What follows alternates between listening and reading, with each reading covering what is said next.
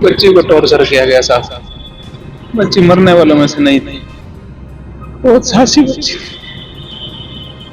भाई लड़ाई झगड़ा होता था, लगता है किसी और के साथ अफेयर था।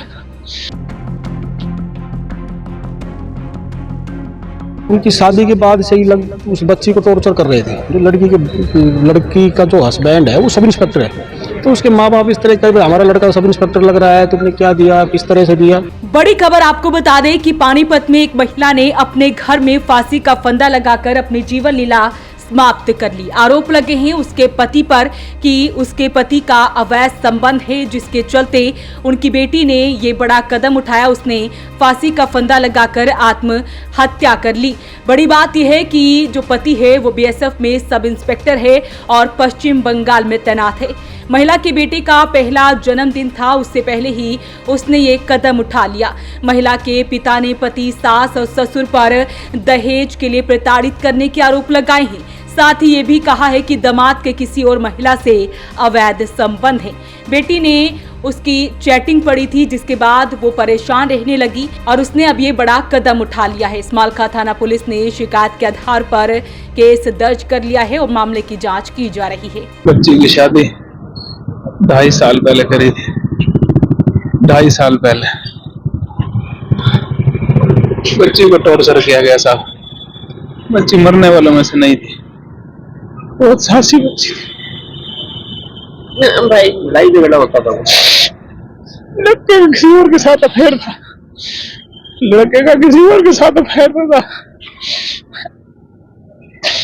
इस बात पे झगड़ा भी हो गया। कहाँ सुनी होती है दीदी साहब, सिर्फ इतनी बड़ी बात घर में तो कहाँ सुनी तो होनी है। मैंने खूब समझाया बच्ची को, उसके ससुर को फोन किया, इस बेटे को समझाया पड़े वो कि बच्ची तेरी शक करती है, बच्ची तेरी शक करती है। तो अब आपको पता कैसे चला? फोन करा मेरे पास उन्होंने कि आप जल्दी आ जाओ, जल्दी आ जाओ, जल्दी आ जाओ। मेरी बच्ची को मेरे पहुंचने से पहले आप घर से निकाल दिया। उसकी डेड बॉडी को भी 2 घंटे नहीं रख सकते थे। 2.5 साल से जिस घर में रह रही थी उसको लावरिस फेंक दिया हॉस्पिटल। पुलिस को दी शिकायत में बताया गया है कि छोटी बेटी रितु की शादी करीब 2 साल पहले स्मालखा की गांधी कॉलोनी निवासी संजय के साथ हुई थी। संजय बीएसएफ में सब इंस्पेक्टर हैं और वर्तमान में उनकी तैनाती पश्चिम बंगाल में है।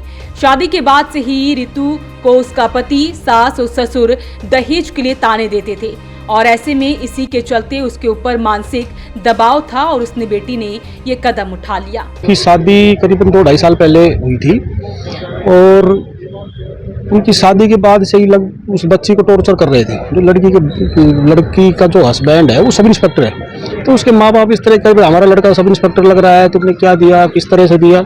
ये बातें लड़की ने लड़की के पापा को बताई थी, जैसे हमें बताया गया। और जो ये लड़का है संजय, इसका किसी अन्य लड़के के साथ अफेयर भी था। लड़की ने अपने पापा को फोन करके बताई ये चीजें, लेकिन जो लड़के के परिवारजन थे वो इन चीज़ों को नज़रअंदाज कर रहे थे। लड़की को बार बार मानसिक टॉर्चर बहुत ज़्यादा वो किया जा रहा था। लड़की ने अपने पापा को फोन करके 2-3 बार भी बताई ये बातें। लड़की के पापा ने आगे उनको समझाया भी है, पर लेकिन वो लड़का बाज नहीं आया इन चीज़ों से। और लास्ट में आकर उस बच्ची ने अपनी जान दी। क्या फांसी लगाई? क्या हमें तो सूचना मिली थी, लड़की के बाप ने फोन किया था हीरालाल के पास। उसके बाद हम थाने में आए, वहाँ से सूचना मिली लड़की को मोर्चरी में रखवा दिया गया है। तो ये मामला था सर। हाँ, जैसा लड़की ने अपने पापा को बताया था कि किसी और लड़के के साथ अफेयर चल रहा है, उसी के चलते लगभग ये कदम उठाया गया। बच्ची की शादी जो है 2.5 साल पहले हुई थी और इसमें जो है अभी पिछले 8-9 महीने से बच्ची को कंफर्म हुआ कि ये लड़के का किसी के साथ अफेयर चल रहा है।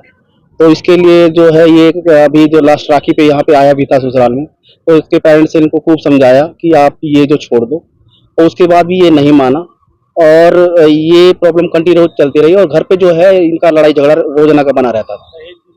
और स्टार्टिंग में इन्होंने जो दहेज के लिए जो हुआ था कि हम दहेज नहीं लेंगे, बट शादी के 4 दिन के बाद इन्होंने दहेज की डिमांड कर दी।